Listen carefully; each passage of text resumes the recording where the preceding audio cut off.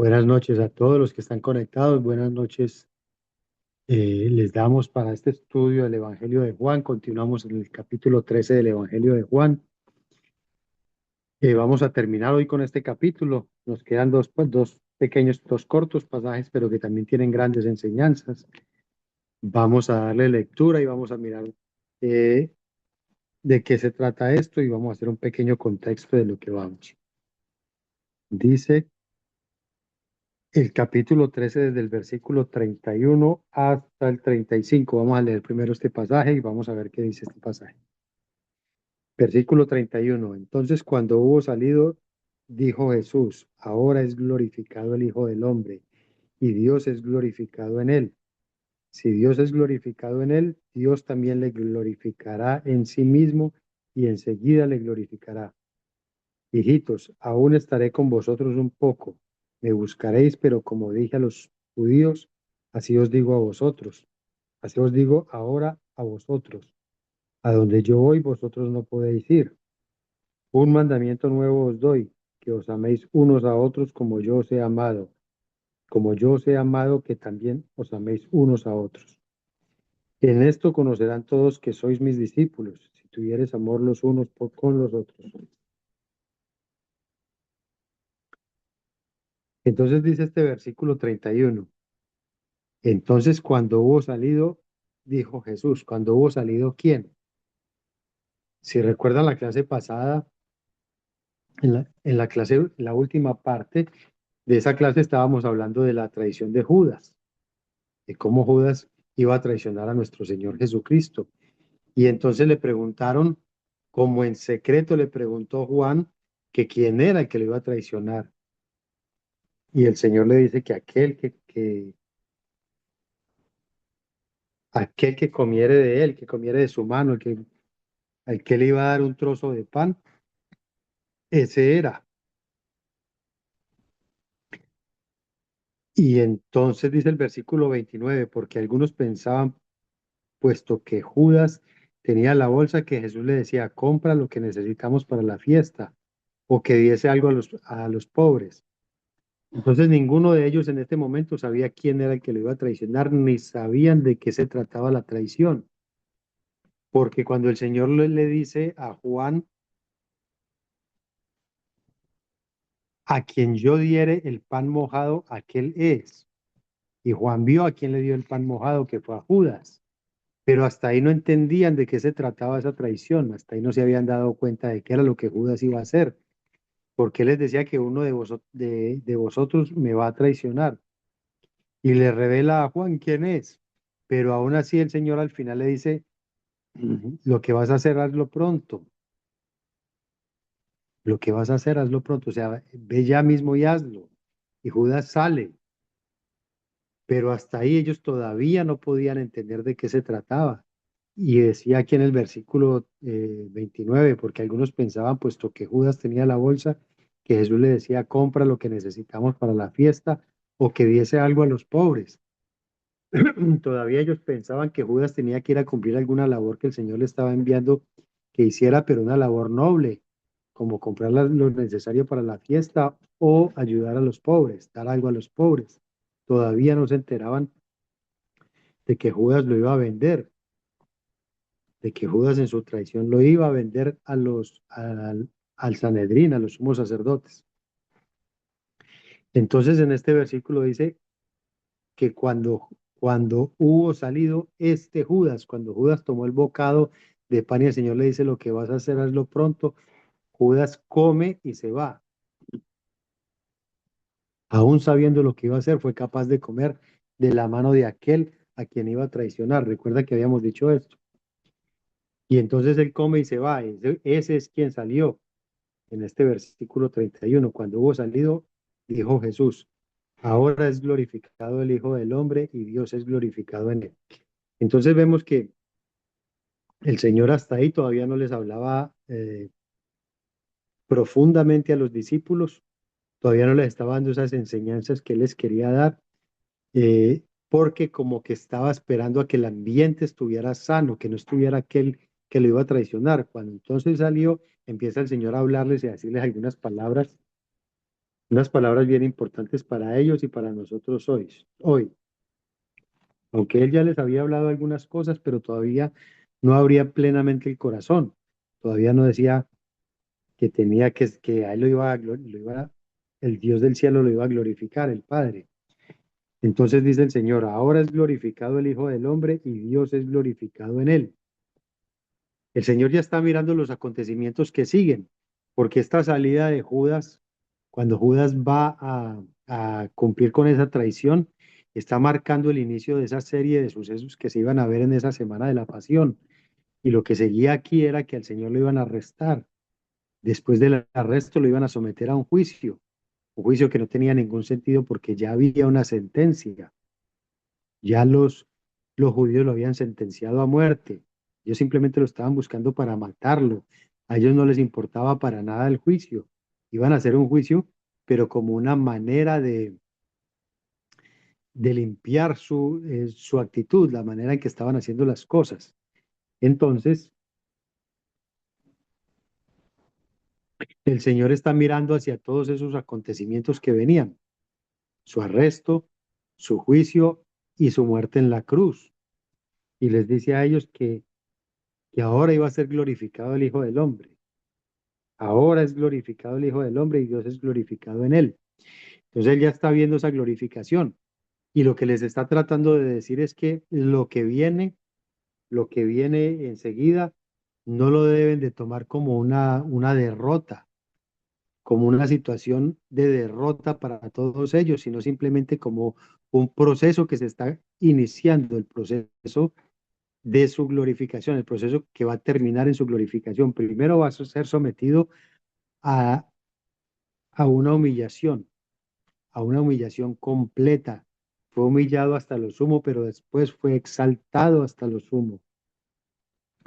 Entonces, después de esa humillación, lo que él les quería decir era que no lo tomaran de esa manera, sino que el Hijo del Hombre iba a ser glorificado, que iban a suceder todas estas cosas, pero que el Hijo del Hombre iba a ser glorificado. Entonces dice, ahora es glorificado el Hijo del Hombre y Dios es glorificado en él. ¿Por qué Dios es glorificado en él?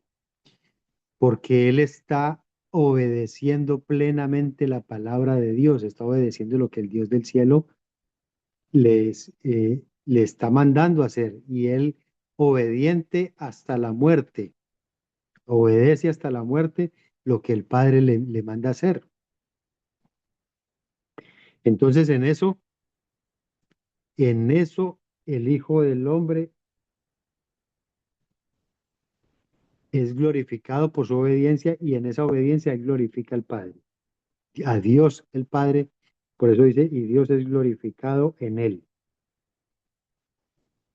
Si Dios es glorificado en este versículo 32, si Dios es glorificado en él, Dios también le glorificará en sí mismo y enseguida le glorificará. Este parece otro trabalenguas también como los que ya hemos visto en varias ocasiones en este evangelio.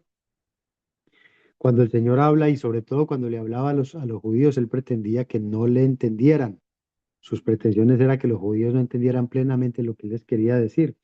Pero aquí se lo está diciendo a los discípulos y se lo está diciendo claro. Si Dios es glorificado en Cristo, ¿por qué Dios es glorificado en Cristo? Porque Cristo es la imagen de Dios. Toda la esencia de Dios está en Cristo. Y Cristo dijo que él hacía todo lo que el Padre le mandara hacer. Entonces, todo lo que él estaba haciendo era lo que el Padre quería que hiciera. Y el ir hasta la muerte y entregarse a la muerte era en obediencia al Padre, porque el Padre le estaba pidiendo que hiciera eso, que hiciera ese sacrificio por amor a la humanidad. Entonces Dios es glorificado en él. Y si Dios es glorificado en él, Dios también le glorificará en sí mismo. También le va a dar gloria al Hijo y la gloria se la da cuando lo levanta al cielo, cuando es levantado al cielo, cuando es en su resurrección, después asciende a los cielos y está sentado a la diestra del Padre. En su plena gloria, en la gloria del Padre está la gloria del Hijo también. Así que asimismo va a ser glorificado el Hijo del Hombre y dice que enseguida le glorificará. Quiere decir que él está hablando de que todos estos acontecimientos no van a durar mucho, que esto va a ser rápido, que esto va a ser algo de días, la cuestión de días. Inmediatamente le glorificará. Dice el versículo 33, hijitos, aún estaré con vosotros un poco. Él ya está mirando lo que sigue, está mirando que lo que faltan son horas, o quizás 1 o 2 días, tal vez un día, porque estamos hablando que ellos estuvieron en una cena en el aposento alto. Y entonces él ya está viendo y dice, estaré con vosotros un poco. Después de 3 años de ministerio, después de todo ese tiempo que estuvo caminando con estos discípulos, ahora les dice que va a estar un poco, que no va a estar mucho más tiempo con ellos. Y después les dice, me buscaréis, pero como dije a los judíos, así os digo ahora a vosotros, a donde yo voy, vosotros no podéis ir. Ninguno de ellos lo podía acompañar, ninguno de ellos lo podía seguir en esto que él iba a hacer. Él tenía que morir y después de esa muerte iba a ascender a los cielos. Ninguno de ellos podía ascender con él en ese momento. Él iba a ascender primero solo, pero él estaba aquí preparándolos para ese acontecimiento, estaba preparándolos para lo que venía. Y entonces él sabía que ninguno iba a poder ir con él, que él tenía que hacer primero esa gestión, ese trámite o ese proceso que él tenía que realizar. Y ellos, ninguno de ellos iba a poder ir allá donde él iba a estar. Después de esto, entonces les da el nuevo mandamiento, versículo 34. Un mandamiento nuevo os doy, que os améis unos a otros, como yo os he amado, que también os améis unos a otros. Y aquí nosotros podemos hacer una pregunta. ¿Qué tiene de nuevo ese mandamiento? Si el segundo mandamiento dice, amarás a tu prójimo como a ti mismo. ¿Y qué entonces tiene de nuevo este? Si es lo mismo que el segundo mandamiento. Y Jesús les dice aquí en el 34, un mandamiento nuevo os doy, que os améis unos a otros, como yo os he amado, que también os améis unos a otros. La parte nueva de esto es que ellos ya pudieron ver cómo Cristo los había amado, como yo os he amado, que os améis unos a otros. Ellos ya habían visto un ejemplo, y habían visto el ejemplo máximo en Cristo, y lo iban a ver cuando Cristo se entregara a la muerte por amor a nosotros, por amor a los pecadores. Iban a ver el ejemplo máximo de amor de unos por otros. Entonces Él les estaba diciendo que como Él los había amado, que así también se amaran unos a otros, que así también lo hicieran ellos.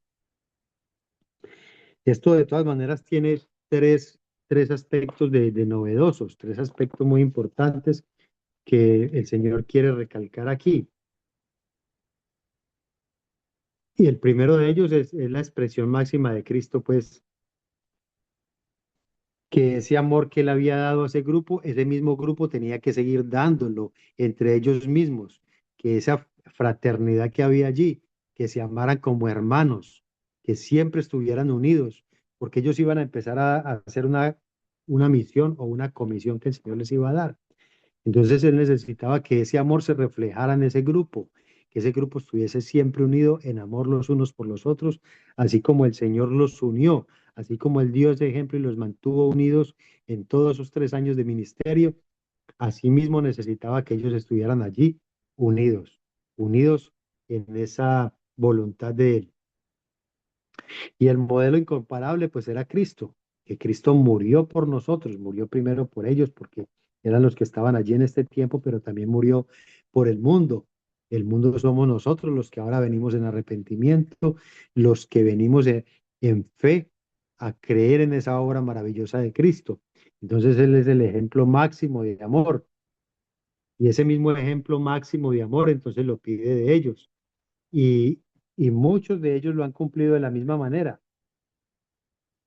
Eh, aquellos mártires que han ido hasta la muerte por predicar el evangelio lo hacen primero por amor a Dios, por amor al nombre de Dios, y segundo por amor a los perdidos. Ellos nunca se retractaron de lo que estaban predicando, fueron a la muerte por amor los unos por los otros, para que esa palabra, para que ese evangelio se propagase Y ellos nunca dijeron, no, me retracto, no, fueron hasta la muerte siguiendo el ejemplo de Cristo. Y la tercera implicación que esto tiene es que ellos tenían una meta esencial. Y esa meta esencial está dada en el versículo 35. Vamos a leer ese versículo 35. En esto conocerán todos que sois mis discípulos, si tuvierais amor los unos por los otros, los unos con los otros. Así que esta es la manera en que nosotros debemos reflejar que somos discípulos de Cristo. Ellos tenían que reflejarlo de esta manera, mostrándose en amor los unos por los otros en ese tiempo. Pero todas estas implicaciones, estas tres implicaciones son para nosotros hoy también. Nosotros tenemos que hacer lo mismo que el Señor pidió, les pidió a ellos, porque esto se replica. Todas estas enseñanzas de nuestro Señor Jesucristo se replican de ellos a hoy y de hoy hacia el futuro. Nosotros tenemos que hacer lo mismo. Ese amor fraternal en la congregación, el amor entre hermanos es importantísimo porque el Señor lo pide aquí, que ese amor esté entre ellos, entre la congregación, así como Él nos amó y se entregó por nosotros. Que sigamos ese modelo de Él de amor y que cumplamos esa meta esencial, que de esta manera el mundo conozca que somos discípulos de Cristo, en que nos amamos los unos a los otros. Tertuliano por allá en el siglo primero, segundo, no recuerdo qué siglo era que él hablaba, decía que aquellos impíos, los que estaban fuera de la fe, decían de los seguidores de Cristo, cómo se aman los unos a los otros. Miren el amor que se tienen los unos por los otros. Entonces ya en este tiempo estaban viendo que los discípulos del Señor se amaban los unos a los otros. Entonces eso es lo que el Señor nos está mostrando, que nosotros debemos amarnos de esa manera para que el mundo conozca que somos verdaderos discípulos de Él. Ese es el versículo 35. En esto conocerán todos que sois mis discípulos, si tuvierais amor los unos por los otros. Así que este es el mandamiento nuevo. Esto es lo que tiene de novedoso el mandamiento, que ya tenemos un modelo, el modelo de Cristo, que Él nos pide que nos amemos como Él nos amó a nosotros y que nosotros reflejemos el amor de Cristo al mundo, amándonos como congregación, amándonos como hermanos.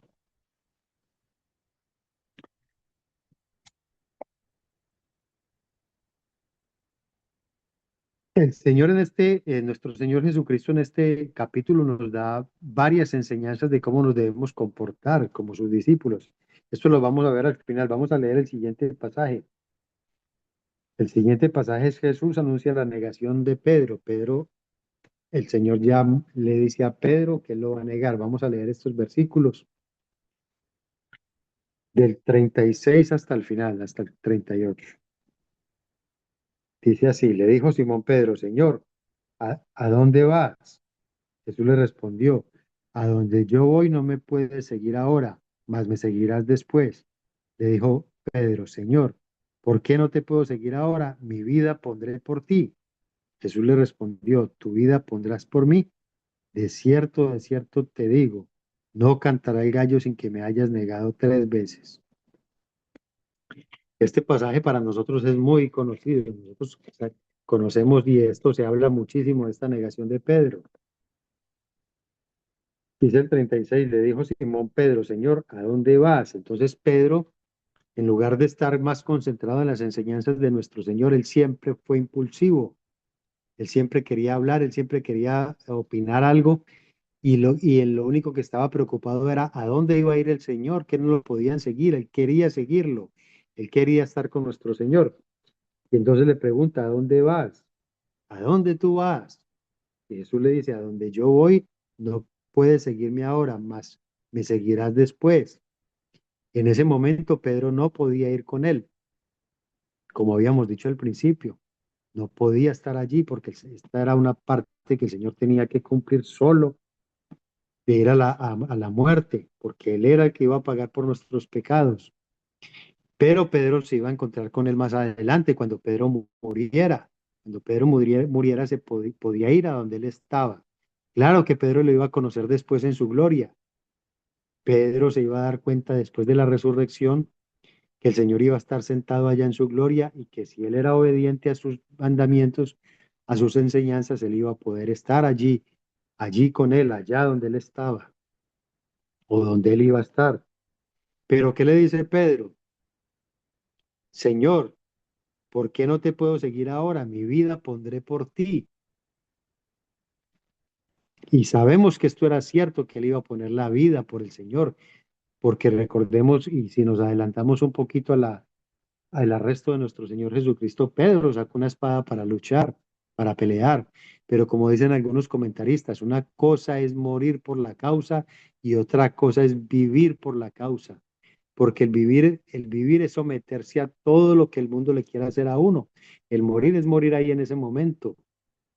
Pedro estaba dispuesto a morir allí, pero el vivir después de lo que le sucedía al Señor iba a ser bien difícil para él. Entonces, aquí es donde el Señor le dice, tu vida pondrás por mí. De cierto te digo, no cantará el gallo sin que me hayas negado 3 veces. Sigue Pedro, se iba a echar para atrás y recordemos que el Señor ya le había avisado a Pedro que lo iban a zarandear, que habían pedido que les lo zarandearan. Y aquí es la prueba más difícil para Pedro, porque el Señor ya le había dicho aquí, tú, de cierto te digo, no cantará el gallo sin que me hayas negado 3 veces. Ese cantar del gallo era el anuncio de que empezaba un nuevo día. Entonces, antes de que empezara el nuevo día, Pedro lo había negado 3 veces, lo iba a negar 3 veces. Todavía no hemos visto esa negación. El Señor apenas le está profetizando aquí que él lo iba a negar, aunque Pedro impulsivamente estaba diciendo que él iba a ir hasta la muerte por él. Pedro, en este capítulo, ha sido confrontado. Primero, cuando él dijo que no le lavaría los pies. ¿Recuerdan cuando el Señor le iba a lavar los pies? Y él dice, a mí no me lavarás los pies. Tú no eres mi esclavo, tú no eres mi siervo, a mí no me vas a lavar los pies. Y el Señor le tiene que reprender y le dice, si no te lavo, no tendrás parte conmigo. Y él tiene que ceder y dice, está bien, lávame y lávame todo, báñame completamente. Entonces, después de esa situación en el aposento alto, aquí vuelve otra vez Pedro a hablar. Vuelve otra vez y dice que él pone la vida por el Señor y que lo va a acompañar a donde el Señor vaya, que lo va a seguir a donde él quiera que vaya. Y el Señor le dice que él lo va a negar, que no va a poner la vida por él, sino que lo va a negar.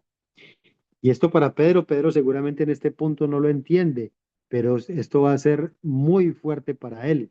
Después de esos acontecimientos, después de lo que ha sucedido y después de que él habla y tener que negarlo, derrota a Pedro de una manera que se devuelve a sus labores cotidianas. Esto lo vamos a ver más adelante, pero podemos adelantarnos un poquito, que estas cosas van a derrotar a Pedro. Tenemos que recordar todo lo que le sucedió aquí en este aposento alto y lo que le va a suceder en adelante para darnos cuenta de cómo esa negación lo iba a derrotar tanto. Porque de tanto hablar y de tanto decir, y seguramente Pedro tenía en su corazón que era capaz de ir hasta la muerte por él, pero a la hora de la verdad terminó negándolo. Pero esa negación iba a ser después eh, una muestra que el Señor le iba a dar de tanto amor, pero no nos adelantemos a esa parte, dejémoslo hasta ahí nomás, paremos hasta ahí. Este es el final del capítulo 13 y como dije, este capítulo 13 llevaba varias enseñanzas de nuestro Señor. Eh, y lo que Él les estaba queriendo decir a ellos y que nos dice hoy a nosotros desde el principio de este capítulo 13, porque de aquí al capítulo 16 o 17 son enseñanzas de nuestro Señor. Está discipulando, está terminando de discipular a este grupo de los 12 y les va a dar una cantidad de enseñanzas. Pero aquí en este capítulo 13, lo que el Señor nos muestra primero es el servicio humilde, ese servicio humilde, que nosotros nos sirvamos los unos a los otros en humildad. ¿Dónde nos muestra el Señor este servicio humilde? Cuando en el aposento alto antes de cenar ninguno había tomado la vasija con que se lavaban los pies, Todos la habían visto ahí, si el Señor la vio y la tomó, era porque estaba ahí al frente de todos, pero ninguno asumió ese papel de siervo de ir a lavarle los pies a los otros. Entonces el Señor les da esta enseñanza al tomar él mismo la iniciativa, ir, tomar esa vasija y lavarle los pies a todos. Entonces la enseñanza que nos da es ese servicio humilde los unos por los otros, que nadie se crea superior a los demás. Por el contrario, siempre cada uno viendo a los demás como superiores a cada uno. La otra enseñanza era fidelidad, la fidelidad absoluta al Señor. ¿Dónde nos muestra esa fidelidad? Cuando Él descubre a Judas.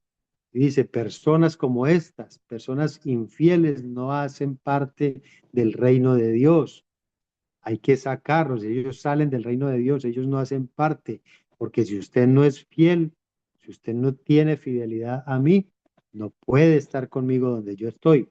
Entonces esa es la otra enseñanza, la fidelidad, fidelidad absoluta al Señor, no en parte absoluta, porque Judas fue fiel en todo lo que hizo, en seguirlo, en escucharlo, en estar con él en toda parte, fue fiel en esa parte, pero no fue fiel en todo, falló, falló, entonces no tenía fidelidad absoluta. La otra enseñanza que el Señor nos da en este capítulo 13, que le da a este grupo de discípulos y que nos da ahora a nosotros, es la obediencia a la misión.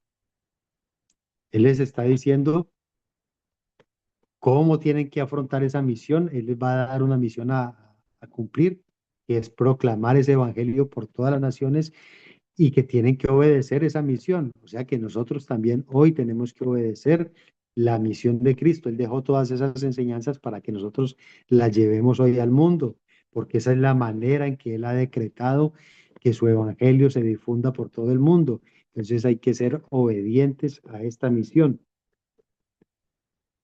Eh, una cuarta enseñanza es la fraternidad entre los misioneros, como personas que recibimos el mensaje y que debemos llevar el mensaje también. Por eso nos llamamos misioneros, porque debemos cumplir esa misión. Tenemos que tener esa fraternidad. Recordemos aquí en este pasaje anterior, donde él les decía que se amen los unos a los otros, como yo los he amado, ámense los unos a los otros. Esa es la fraternidad dentro de los misioneros.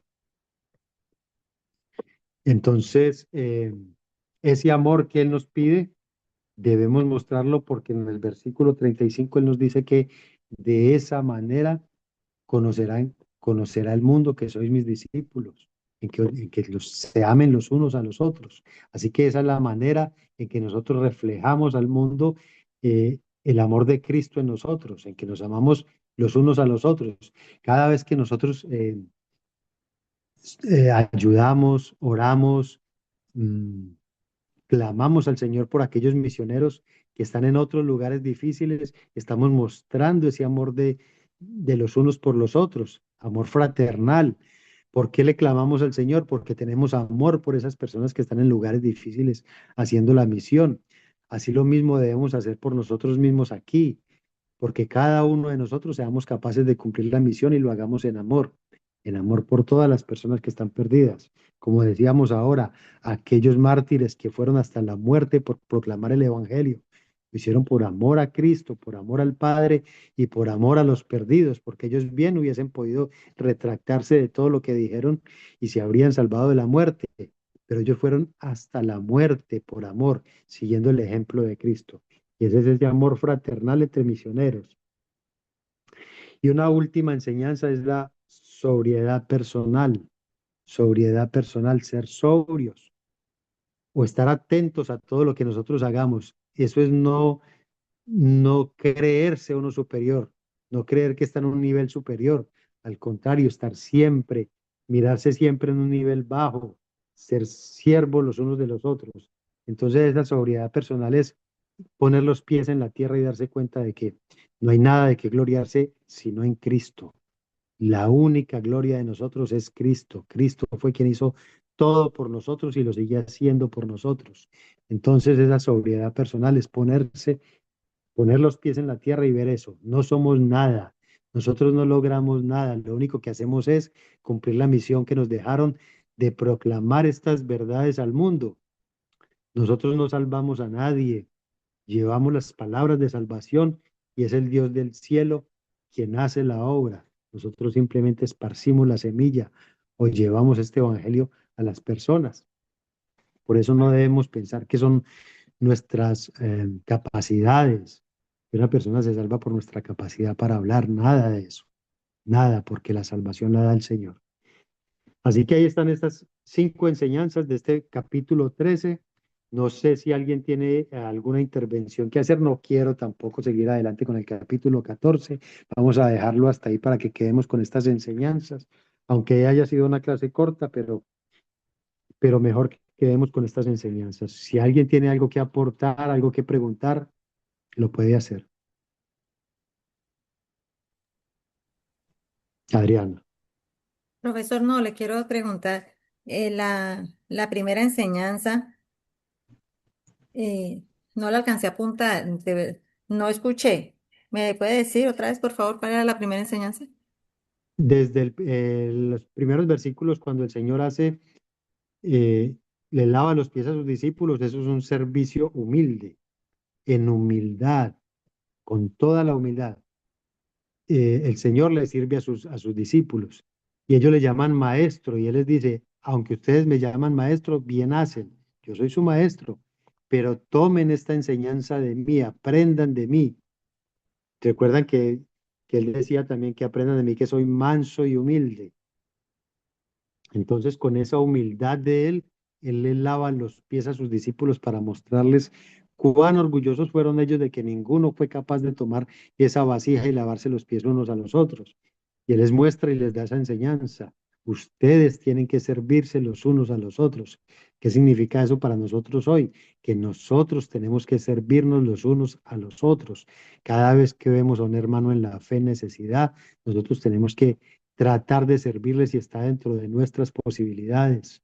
Si no está dentro de nuestras posibilidades, hacer hasta donde podamos para que esa persona pueda eh, suplir sus necesidades.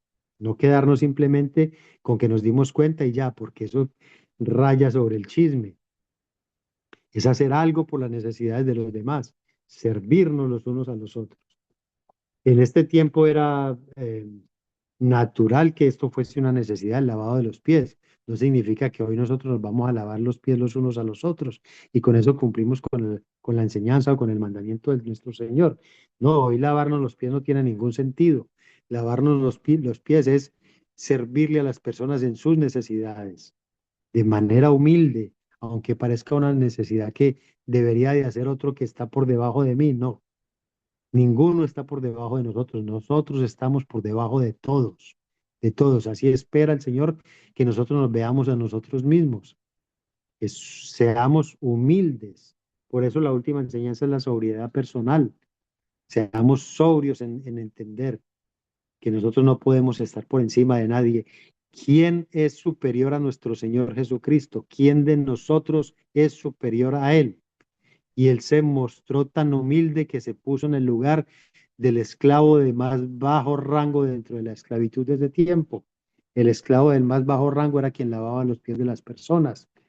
Y él, que es el todopoderoso, que es el dueño de todo, que todo ha sido puesto, todo está en sus manos. El Dios del cielo delegó en él todo el poder y él lavó los pies de los discípulos. ¿Qué nos está queriendo decir con eso hoy? Que ninguno de nosotros es superior a nadie. Si él, que es el grande, el máximo, que está, que lo glorificó hasta lo sumo, lavó los pies de los discípulos, significa que nosotros tenemos que seguir ese ejemplo de él, seguir su ejemplo y hacernos humildes y humildes como él. ¿Algo más? ¿Alguien más quiere aportar o quiere hacer alguna pregunta?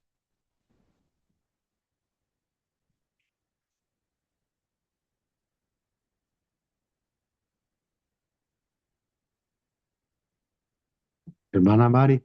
Hermano Bernardo, Dios les bendiga a todos. Amén.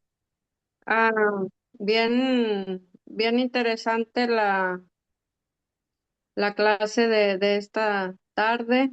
Este, Y bueno, uno de los comentarios que hice el domingo fue del amor, ¿verdad? Que el amor es el distintivo de nosotros, los hijos de Dios. De esa manera nos tenemos que distinguir de los demás, pero hacerlo en amor genuino, porque lo podemos hacer muchas cosas, pero es genuino lo que estamos haciendo, es verdaderamente por amor a Cristo que lo que hacemos.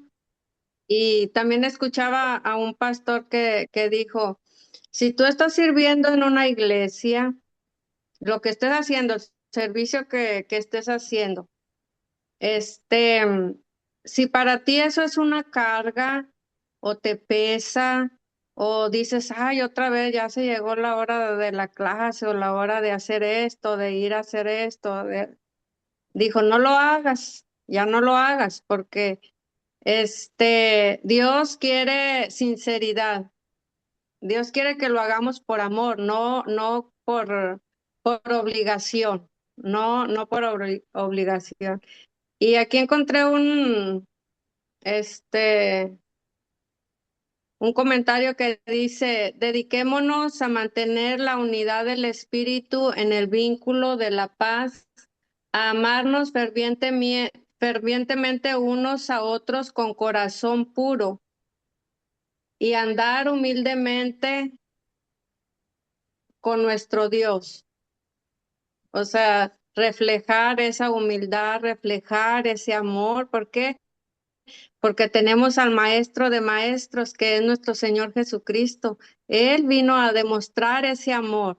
Entonces, si nosotros estamos faltos de ese amor, tenemos que venir ante Él y decirle, Señor, yo quiero amar como tú amaste, yo quiero ser humilde como tú fuiste humilde, ayúdame porque necesitamos de su ayuda para transmitir ese amor que Él, que Él da, solo Él puede darnos ese amor y ese es el, como la evidencia.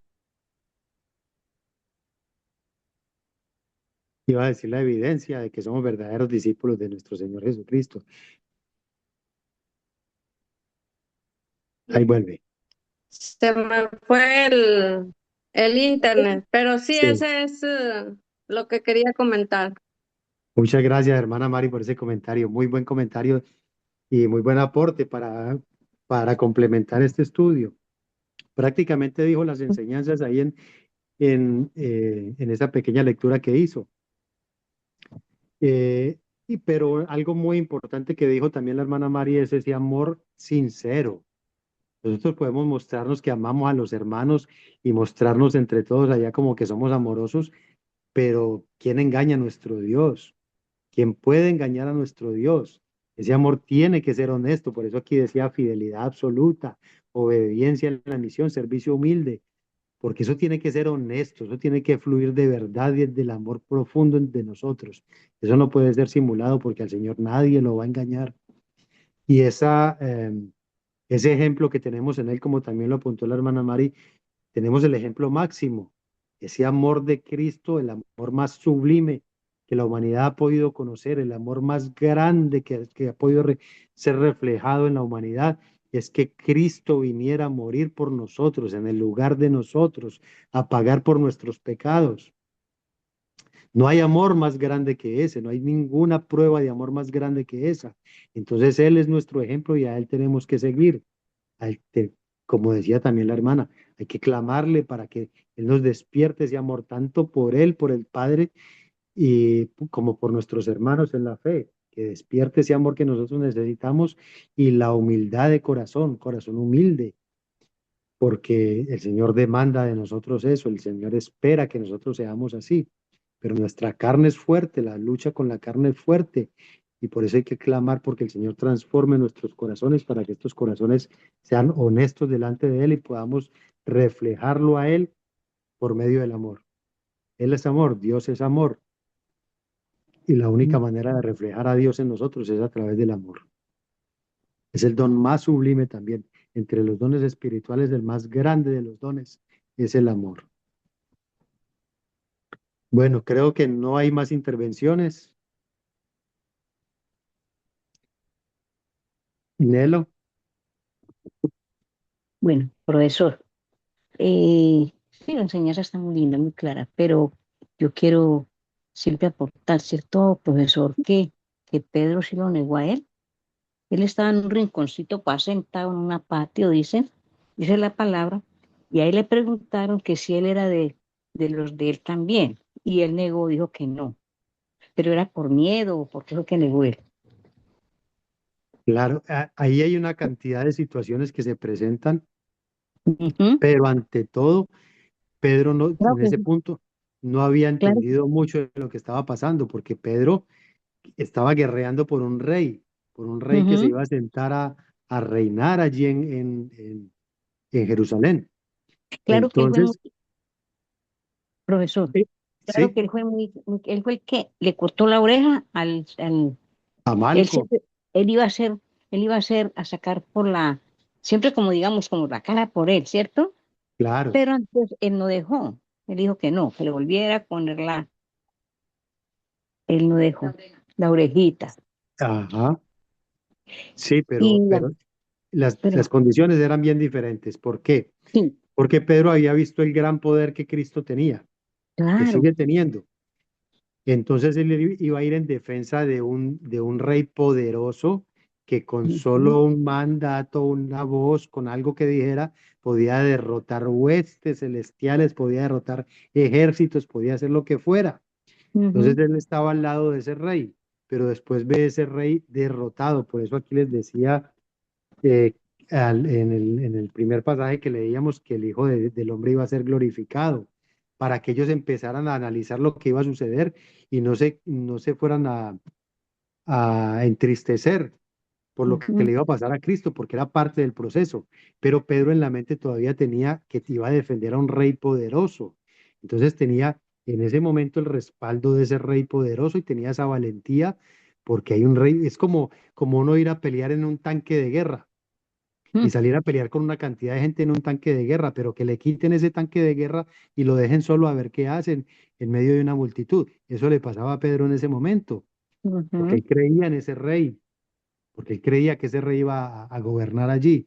Pero ver ese rey arrestado, que lo están golpeando, que no hace nada, que deja que sucedan todas esas cosas, ujú, siente miedo y se echa para atrás. Pedro ujú, siente miedo en ese punto. Y él dice, ¿qué está pasando aquí? Este es el Todopoderoso. Él mostró tanto poder y ahora a ver cómo lo tienen allí. Y se asusta y se echa para ujú, atrás. Y es natural, eso es la carne, somos carne, nosotros naturalmente somos así. Entonces a Pedro le quitaron ese tanque de guerra. Pedro ya no lo tenía a su lado y ahora siente ese temor. Ya lo piensa antes de ir hasta la muerte por el Señor y por eso el Señor dice, me vas a negar. Y Pedro lo niega, Pedro lo niega. ujú, Porque ya el Señor ujú, se estaba mostrando en debilidad, estaba dejando que le hicieran todo lo que le quisieran hacer. Y Pedro lo veía como una debilidad, no podía comprender el proceso que estaba llevando a cabo nuestro Señor. ujú. Por eso fue que le dijo que lo iba a negar. Claro, él Sí. sabía todo, él tenía todo, sabía cómo, Claro, él conoce todas él las sabía cosas. todo. Conocía el corazón de Pedro en ese momento. Claro. Ujú. Ay, sí. Ya más adelante, cuando veamos ese pasaje donde Pedro realmente lo niega, del punto donde Pedro lo niega, vamos a comentar esas partes también de qué estaba sintiendo Pedro en ese punto. Bueno, ¿algún otro comentario? ¿Alguna otra pregunta?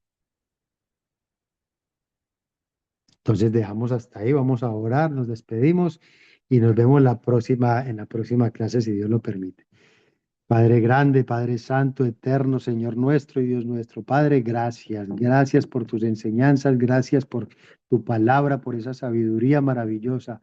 Y ayúdanos, Señor, ayúdanos a transformar estos corazones para que seamos fieles a tus mandatos, para que podamos obedecerte fielmente, Padre Santo, y que todas estas enseñanzas las podamos vivir honestamente, como aclaraba nuestra hermana Mari, honestamente delante de ti, Señor, que nuestras obras, que todo lo que nosotros hagamos sea por amor a ti, no por una carga, no por un compromiso que nosotros nos hayamos puesto encima. que nuestra misión, que nuestro ministerio, que todo lo que nosotros hagamos lo hagamos en amor los unos por los otros y en amor por tu nombre, Padre Santo, para que tu nombre sea conocido en todos los lugares de la tierra. Te pedimos, Señor, que bendigas esta noche de descanso, que bendigas el día que nos vas a regalar mañana, si es tu voluntad, que nos levantemos, Padre Santo, que podamos cumplir con las tareas que tengamos, Señor. Bendícenos, ayúdanos a descansar, a recuperar las fuerzas y permite, Señor, que podamos meditar en tu palabra y en tus enseñanzas, en tu sabiduría. Perdona nuestros pecados, Señor. Perdona todas aquellas cosas que te ofenden y que nosotros no podemos ver. Pero ayúdanos, Señor, a que sean reveladas y que podamos trabajar en ellas para poderte ser fieles y obedientes. Te lo pedimos en el nombre grande, santo y maravilloso de Cristo, nuestro Redentor y Salvador. Amén.